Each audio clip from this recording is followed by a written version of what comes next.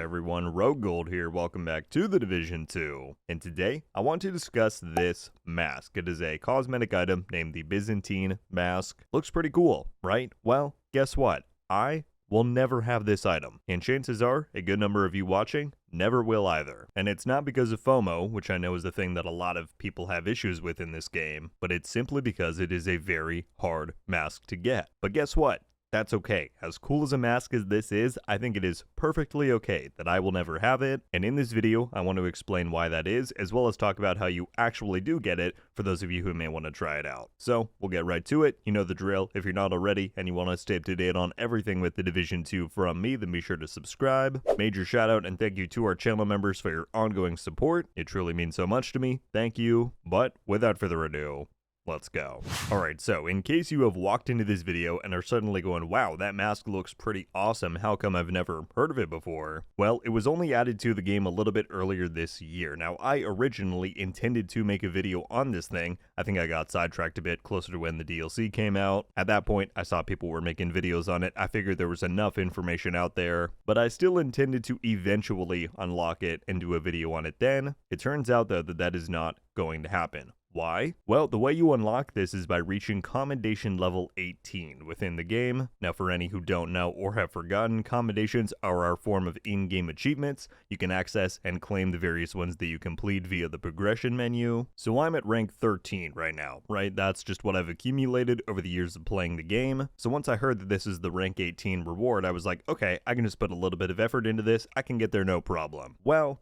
not so fast. I started to look through what commendations were actually still available to me, which ones I would need to complete if I really wanted to progress my rank here, because pretty much regardless of where you're at in commendation progression, it takes a lot of effort to get to commendation level 18. You need to have the majority of these complete to reach that level. And so there may be some of you watching right now frustrated that they would lock such a cool reward behind such a high bar, but that is actually what I love about it and why I wanted to make this video to begin with, because these days there are such few cases remaining of truly rare gameplay-based cosmetic achievements, not only in the Division, but in gaming in general. As a quick sidetrack, I promise this is relevant. I used to be a huge World of Warcraft player, primarily during the Mists of Pandaria expansion era, back in like the early 2010s. Now that game, if you haven't played it, is full of depth, intricacy, years worth of content and secrets and rare items. So one day I'm just walking around in one of the game's cities and I see this neon glowing green glaive that a player is wearing,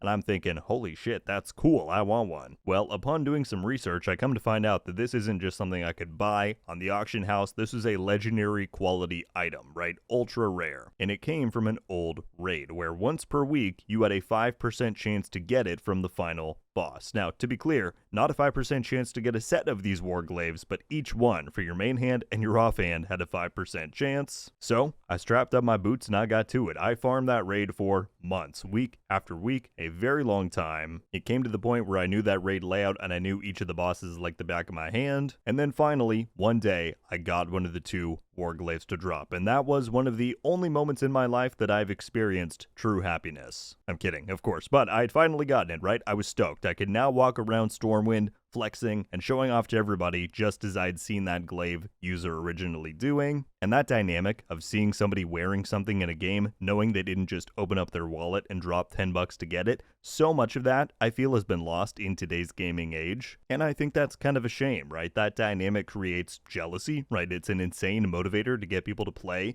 and to chase these long-term rewards. And so to see the Division 2 implement something like the Byzantine mask here that is so hard to get that even someone like myself who mains this game is just like, yeah, I don't want to put in that effort. But the fact that when I'm playing the game and I see someone wearing it, I know exactly how hard they had to work to get that item, and to know that there were no shortcuts getting there, I think that's pretty neat. And so the moral of this pretty short video is that I hope we see more of this in the future. We've talked ad nauseum lately about microtransactions, and look, I don't expect them to stop selling cool cosmetics, but at the same time, save some of the cool stuff that you make for gameplay. Add them to different parts of the game. I mean, I play a ton of PvP. If there was some kind of cosmetic mask that you could unlock for pulling off some crazy feats in PvP and the Dark Zone, that would be awesome. Another good example is kind of like how you get Right's Mask if you end up doing a flawless run of the Paradise Lost incursion. Or back in the Division 1, there was a patch that you got for doing each of the incursions in the game flawlessly. I love to run that thing. And again, when people saw it, they were like, oh, I know exactly what he had to do to get that. I would love to see more stuff like that. It creates more of these long-term objectives and incentives. I think it contributes to that more online community feeling that can sometimes get lost, again, in today's gaming age. And so yeah, that's really all I've got. I just wanted to quickly yap about the Byzantine mask that we have in the game and pursuit-based cosmetics in general. I would love to know your guys' thoughts, not only on the mask itself and how you unlock it, but also the idea